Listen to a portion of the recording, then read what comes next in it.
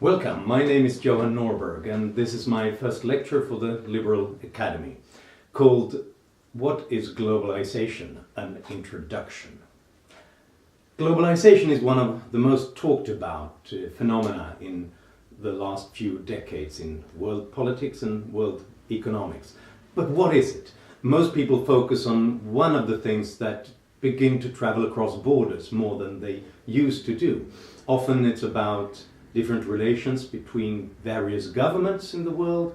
Some people focus on the growing clout and interest in multinational institutions like the United Nations, the World Bank, the IMF and the European Union. And some focus on multinational corporations, the fact that more companies now have various activities in many different countries. I think those are some of the phenomena that we can talk about when it comes to globalization. But what it's really about is the ability to do anything across borders more than we used to. The ability for people to move and to do things and to cooperate across borders, not to be limited by the specific geographics of your position and of your situation, not to have your fate decided by the place where you were born. And when we talk about that, we must focus on the reasons for this globalization. What is it that has given people the opportunity to do those things for good and for bad? Because when you do things cross borders, you can do good things, but you can also do bad things. You can increase cooperation, you can increase the value that you produce in the economy, but you can also engage in international crime or create pollution across borders or terrorism across borders. So it's really, in a way, value neutral. But the fact that we can do more things across borders is important, and it means a big, great shift from what the world used to be like.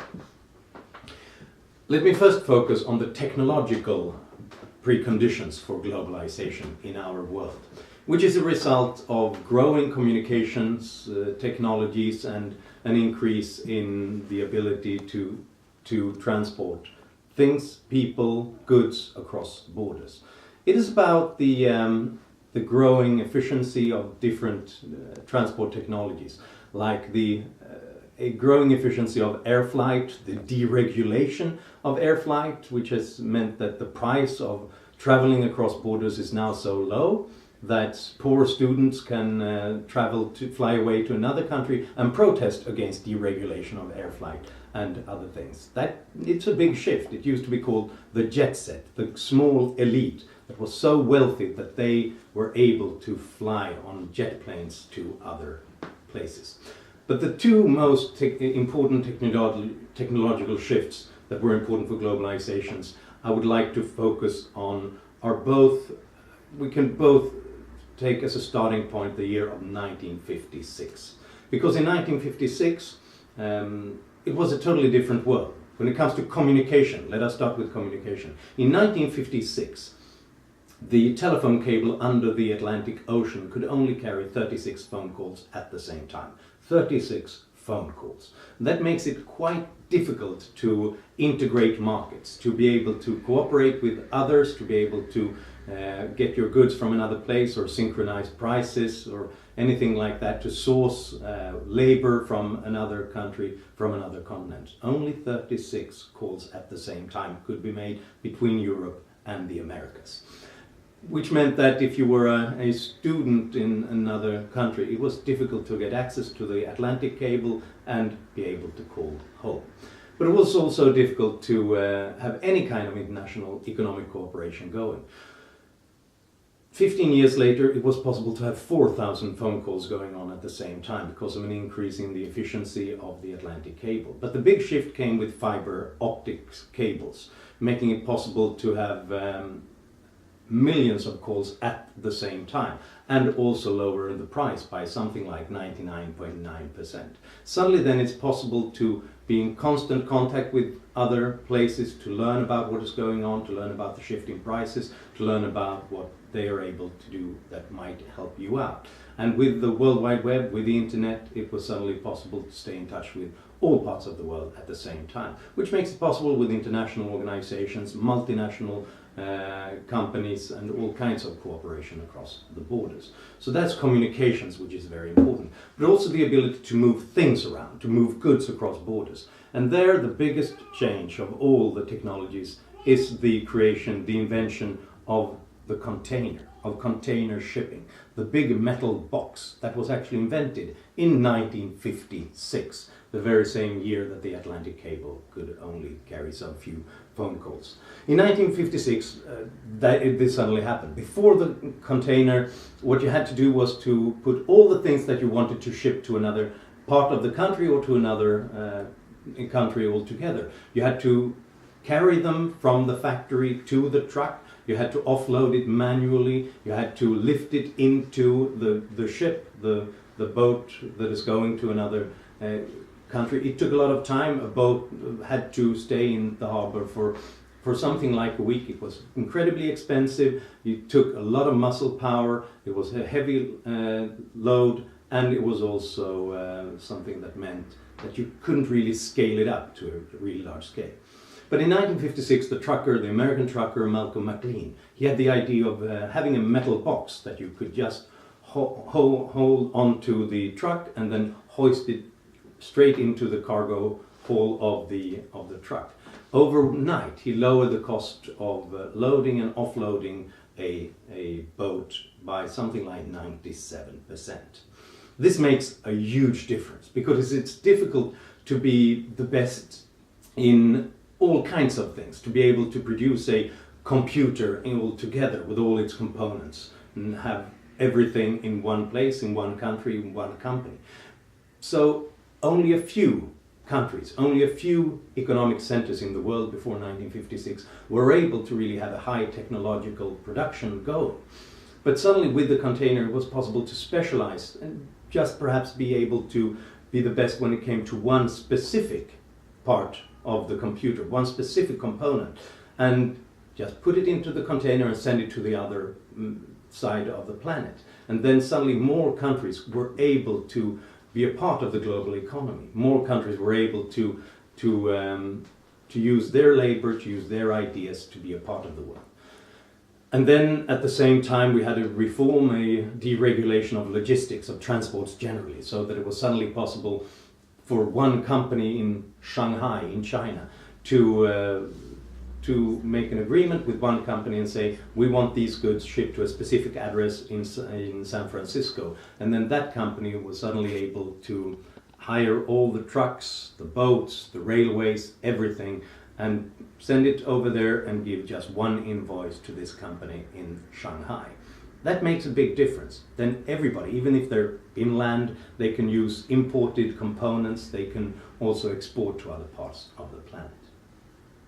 So this combination of communication and of transport made it possible to begin to have a more global economy.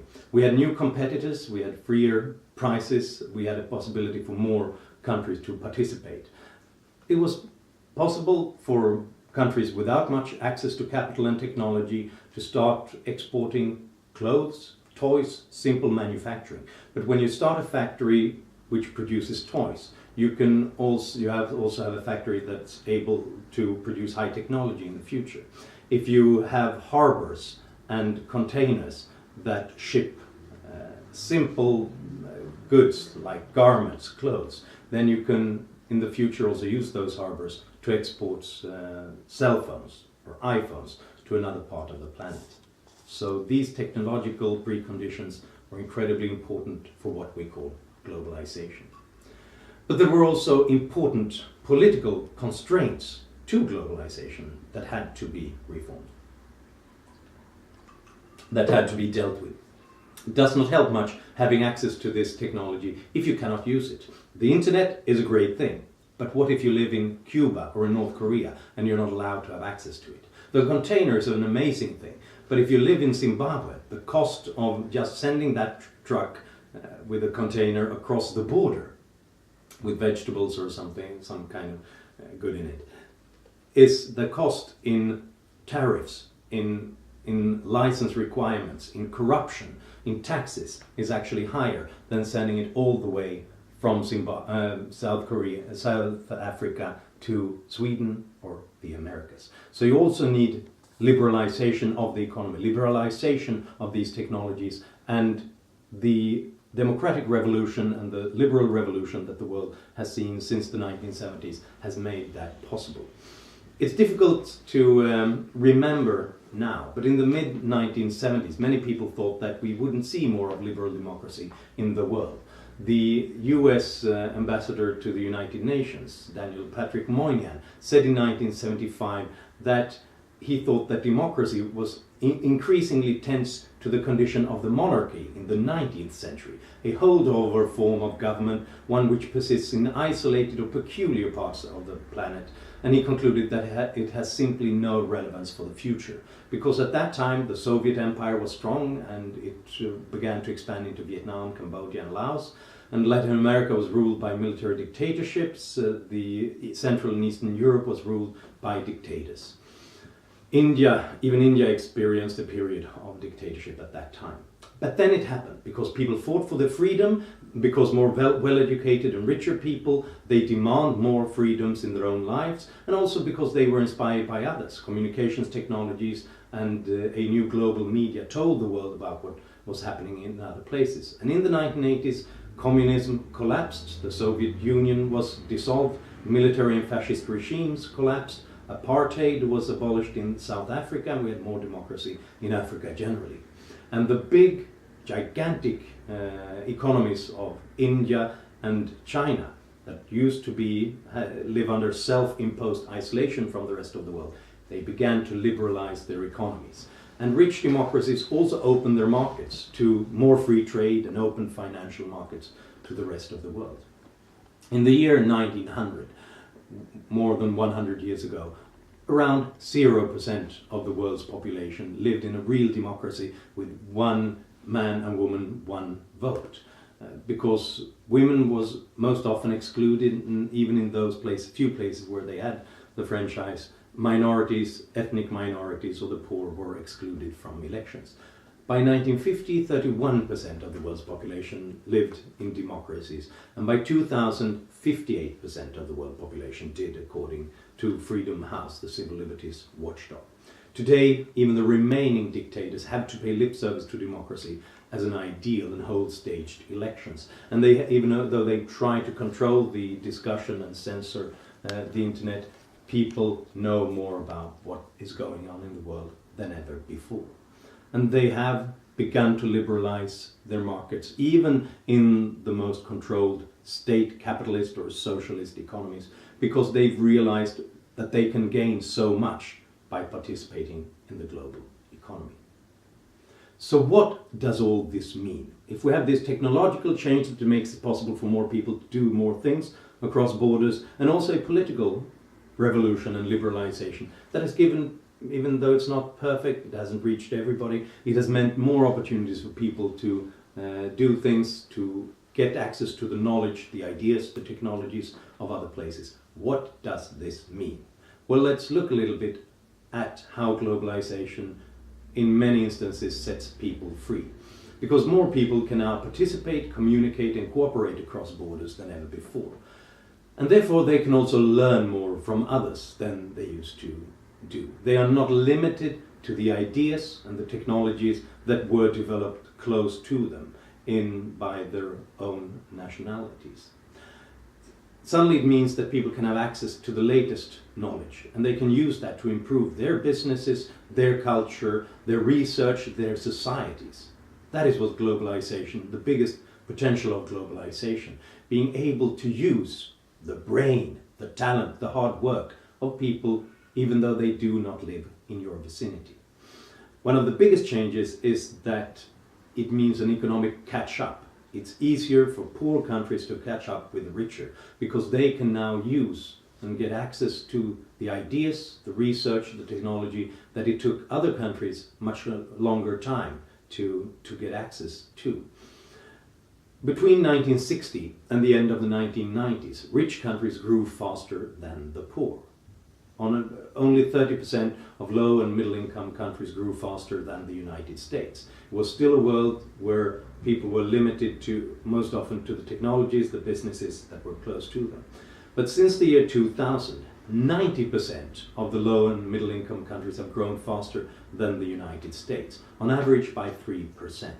And this is a huge change which adds up to poverty reduction, to an increase in living standards. In a way, globalization is the biggest thing that has happened to mankind, at least when it comes to the quantitative change. Then it's even bigger than the Industrial Revolution.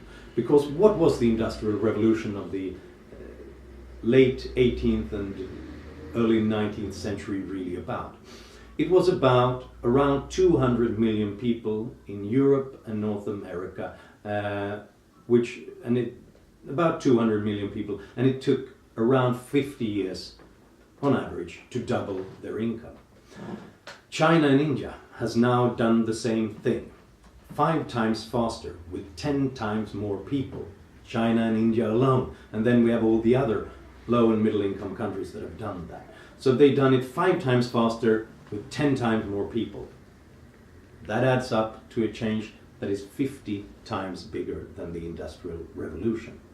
And the biggest change is not the economy, it's not how it grows, that's an important thing. But the biggest thing about that is that it sets people free from the limits that geography and often local politicians or despots put onto their lives.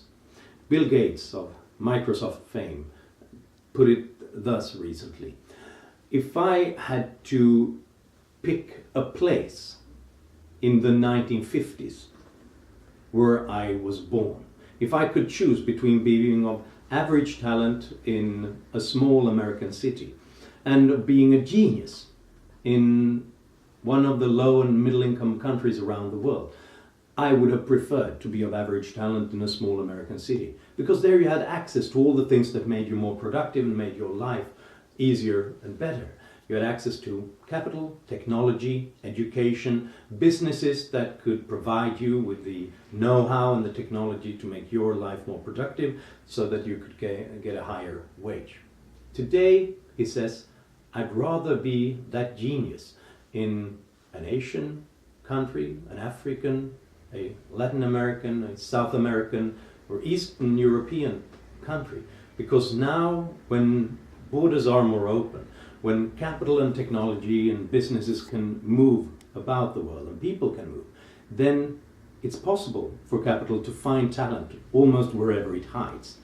And that's a democratic revolution that means that it's no longer the place that you're born that makes the biggest change to the life that you can live. It's possible to get access to the brains, the talent, the ideas of other people, even though you live somewhere else. When I think of globalization, I think of one particular journey that I made to Vietnam, that is still formally a communist dictatorship, but has begun to open up, has begun to liberalize its economy since the 1990s. And that has made a huge change. It has opened up to more of competition in the economy and has made it possible to begin to export large scale. Many companies have invested in Vietnam and started production of garments and clothes. I met one young woman, Tichi, who lived there. She worked in one of those factories producing for other markets. Sometimes it's called a sweatshop. We talk about it as low skill, with low wages and bad working conditions. And that's true if we compare it to the kind of workplaces that we have in parts of the world where we've had an industrial development going for a longer period than 20 years. But to compare to the life that she used to live and the kind of life that some of her neighbors and relatives still make, this is a tremendous change. It has made all the difference in her life. It has given her a much higher wage. She earns now 5 times more than she used to be. It has lifted her and her family out of poverty. But it's also meant that she doesn't have to work day in and day out in the rice fields, which is something she did since she was a young girl. 10 to 14 hours a day in the burning sun or in the intense rain. She now has a job indoors producing shoes for Western markets. She can afford now, and this is the biggest change, to forego her son's income. In all previous generations of Vietnamese, they had to put their children to work from an early age. Not because they were mean or evil, but because they were dependent on their labor income for their own survival. Now with this kind of income she can afford to give her son an education instead and to make sure that he will get bigger opportunities in the future. Nearly all the children in her own generation used to work. Few do in her son's generation, because during the 1990s Vietnam experienced rapid growth and increased exports, and in just 5 years, with the increase of globalization and in investments from multinational corporations and access to freer trade across the planet, in just those 5 years the number of child laborers in Vietnam was reduced by 2.2 million people. And when I talk to Thi about her son's future, she thinks that he has the potential to become a doctor in the future. So when I think of globalization, I do not think of the big multinational institutions or the big multinational companies or any of those large-scale developments. Those are important, they are also part of globalization. But what it really means is the access for common people to ideas, technologies that make them more productive, access to factories with machines and know-how that makes them more productive, access to other markets where they can sell their goods. Because that is where it starts. That is what we didn't have before. We've always had a tiny elite that could travel across the planet. We always had the jet set. But now we have Thi and her son's generation that grow up in a globalized world, and it makes all the difference to them. So when I think of globalization, I think of Thi. That's it for me today. Thank you for your attention, and please go to the website and read more and send questions if you have them. And welcome back next week for the next live session. Thank you.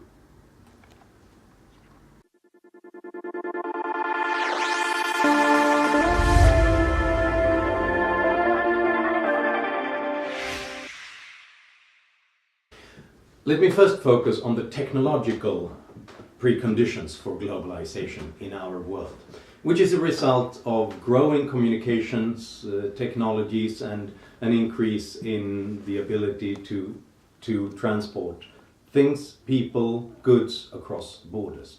It is about the growing efficiency of different transport technologies, like a growing efficiency of air flight, the deregulation of air flight, which has meant that the price of traveling across borders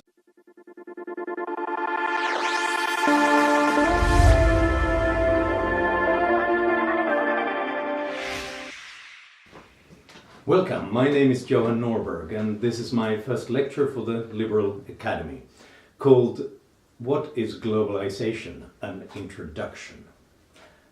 Globalization is one of the most talked about phenomena in the last few decades in world politics and world economics. But what is it? Most people focus on one of the things that begin to travel across borders more than they used to do.